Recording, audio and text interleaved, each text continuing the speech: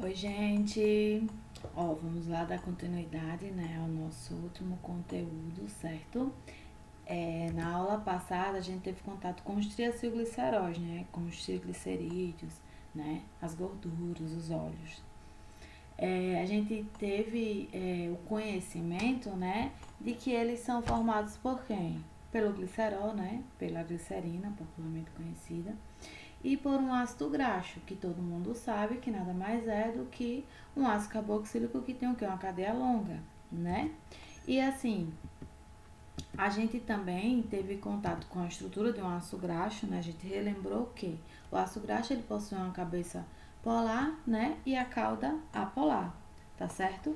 E assim, a gente também teve contato com a estrutura de um triacilglicerol, né?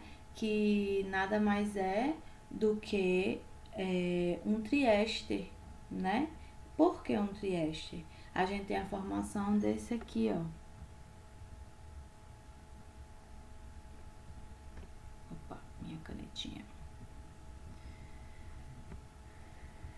Ó, tenho um, dois, três. E como é que isso é formado? É a partir de quem?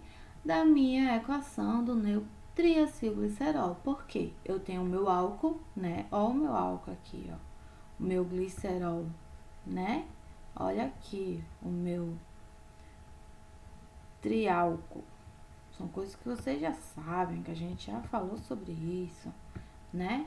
E ocorre a formação de quem? Do meu triéster. Como? A partir de uma esterificação, né? A gente tem a formação de éster mais água, né? Por quê? A gente tem álcool mais ácido. E esse ácido é quem? Ácido carboxílico, que neste caso são os ácidos graxos, ou seja, eles são ácidos que possuem a cadeia carbônica longa, ok? E só para a gente relembrar, a gente tem que, quando essa cadeia carbônica, né, representada por R1, R2 e R3, essa cadeia pode ser idêntica, né, ou diferente, né? Nesse caso, R1, R2 e R3, vamos supor que são diferentes. Se só possui ligações simples, então eu estou tratando de quem? De gorduras, ok? E se possui ligações duplas na minha cadeia, né, representada por a letra R, então eu estou tratando do óleo, ok? E assim, semana passada a gente também teve contato com o biodiesel, tá? Biodiesel, ele é assim, frequentemente ele visita o Enem, tá? E assim, de diversas formas ele tá lá. Ele tá lá para você identificar a função, ele tá lá para você falar, por exemplo, qual é a função do próprio biodiesel, sabe? Para você identificar qual é o biodiesel, tá? Então, assim, ele está lá, tá certo? Ele vai ser cobrado. O que acontece no biodiesel, como vocês já sabem? Diferentemente da formação dos triacilgliceróis ou dos triglicerídeos, como é conhecido também, a gente tem uma transesterificação, certo? E quando a gente está tratando dos triacilgliceróis, a gente está tratando do quê? De uma esterificação. Neste caso aqui do biodiesel, a gente tem uma transesterificação. Por quê? O que eu quero dizer com isso? Eu quero dizer que quando eu estou tratando dessa formação do biodiesel, eu tenho óleo mais álcool formando óleo mais álcool, tá? Glicerina é álcool e biodiesel é um óleo, ok? Quando a gente está tratando do biodiesel, o que a gente tem? A gente tem a gordura, né? Que vocês já viram isso semana passada. A gente tem a gordura, né? O óleo, que pode ser óleo de mamona, por exemplo. E a gente tem o álcool, né? Que pode ser, por exemplo, o etanol ou o metanol. E o que a gente tem? A gente tem a formação do éster, né?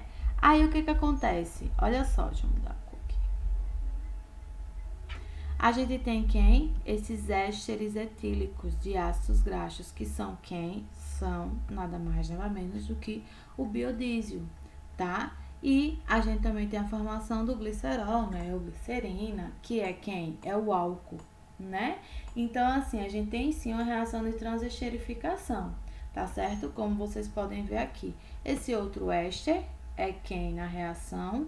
O biodiesel, tá certo? E assim, ambientalmente falando, é algo que favorece, né? Até porque, assim,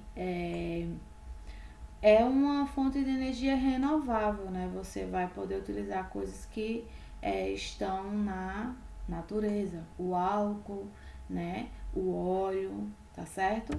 E quando eu digo da questão do Enem 2017, pasmem realmente, porque é uma questão muito fácil. Foi uma questão dada e falando assim, diretamente, né? Quando a gente precisa lembrar da correção tri, né? A gente entende que a gente precisa acertar essa questão, porque é uma questão fácil, tá? O que que tem? A questão diz tudo. Tudo. A questão diz o que o biodiesel é, que ele é um biodiesel, ele é um combustível, né, a partir de fontes renováveis, né? Que ele é utilizado como alternativa para o uso do diesel de petróleo para motores de combustão interna.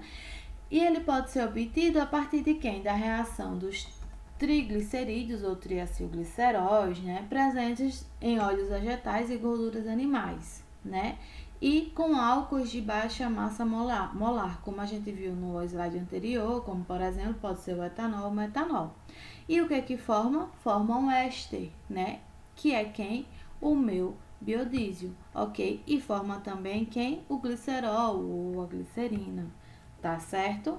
Lembrem sempre, quando vocês virem assim, ó, 3 carbonos e 3 hidroxilas, a gente tá tratando da glicerina, tá bom? E assim, essa é uma reação que vocês não vão esquecer, elas vão, assim, estar presentes, muito presentes nas nossas revisões. E o que acontece? Aí a gente tem uma reação de transesterificação, tá? Voltando para a questão é simples, fácil e direta. O que ela pede? A função química presente no produto que representa o biodiesel. A gente sabe que aí é uma reação de formação, é uma reação de formação do biodiesel, tá certo? Então, se a gente sabe que aqui a gente tem a glicerina, tá? Eu digo que a gente sabe porque vocês vão saber na hora com certeza. Se vocês sabem que aqui a gente tem a glicerina, que é o álcool, vocês sabem que aqui a gente tem quem? O nosso biodiesel. E quando a gente analisa a estrutura do biodiesel, a gente consegue visualizar qual função? A função éster, tá?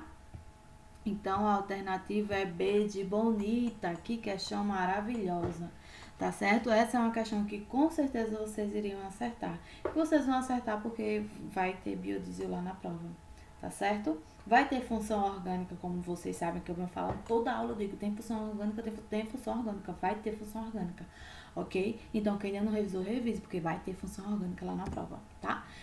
Hoje nós vamos entrar num novo ponto, que são os sabões e os detergentes, tá? Quando a gente está tratando de sabões e detergentes, a gente está tratando da saponificação. O que é a saponificação?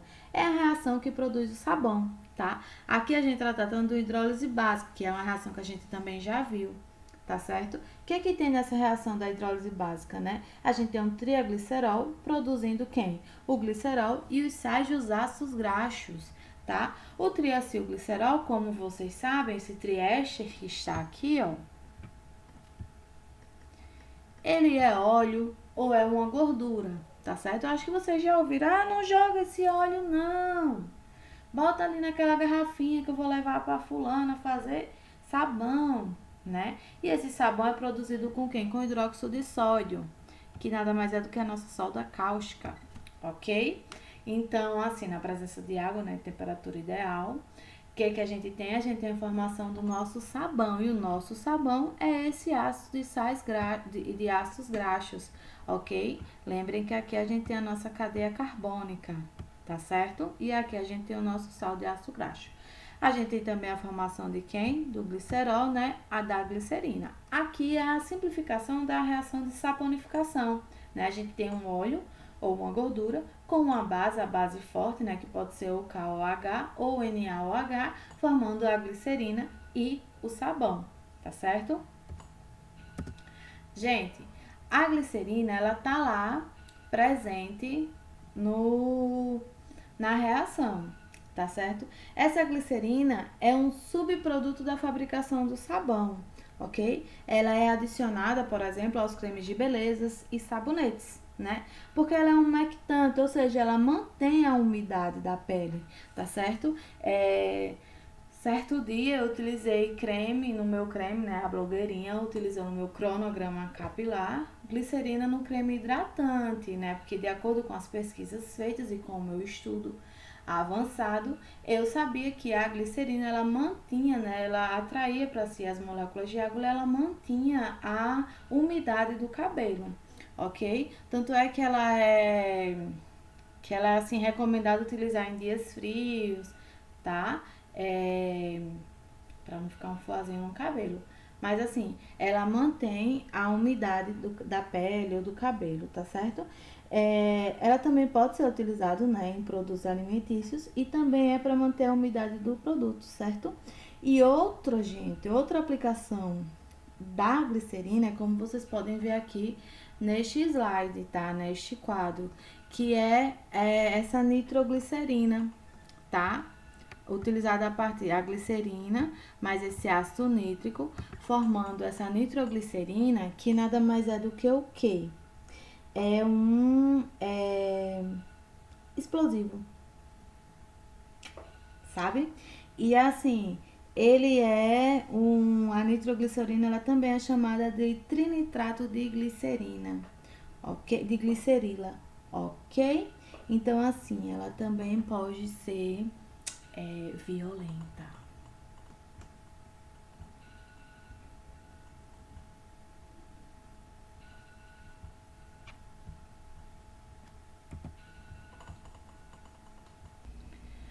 Então, gente, agora a gente vai ter contato com os sabões e os detergentes na limpeza, tá? Como é que ocorre essa limpeza? Por que o sabão, né, consegue limpar aquelas gorduras, né? O que acontece? De antemão, a gente precisa relembrar que vocês já viram isso, vocês já estudaram isso quando a gente estava vendo polaridades de moléculas, né?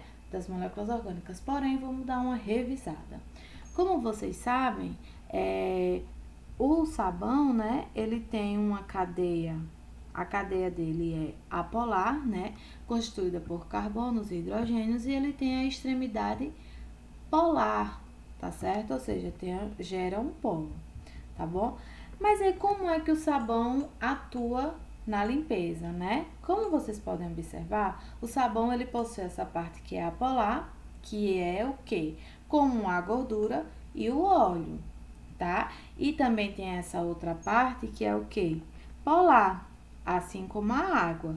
Ou seja, essa parte apolar aqui, ela é capaz de interagir com a gordura e essa parte polar é capaz de interagir com a água, porque como vocês lembram e vocês sabem, semelhante dissolve semelhante. Então, apolar com apolar, no caso a gordura, e polar com polar, no caso a água, tá certo? Desse modo, resumidamente falando, a parte apolar da molécula do sabão, ela interage com quem? Com as moléculas apolares das gorduras e dos óleos, tá, gente? E essa parte aqui polar, ela interage com as moléculas de água, tá certo? E essas moléculas do sabão, o que acontece? Quando a gente vai lavar um prato sujo de óleo, por exemplo, formam-se as micelas, tá certo? E que é uma gotículazinha, né, bem pequenininha de gordura, envolvida por moléculas de sabão, tá? Aí o que acontece? Elas são orientadas com a cadeia polar direcionada para dentro, ok? E elas interagem com quem? Com o óleo, né? Porque é a parte apolar. E a extremidade polar é para fora e interage com quem? Com a água, tá certo?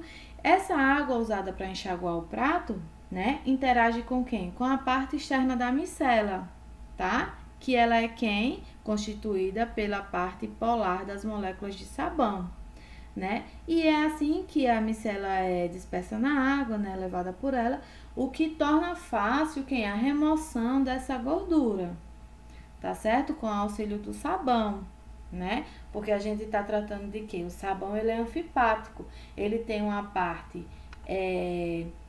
polar e outra parte apolar, né? A cadeia apolar e a extremidade polar, tá certo?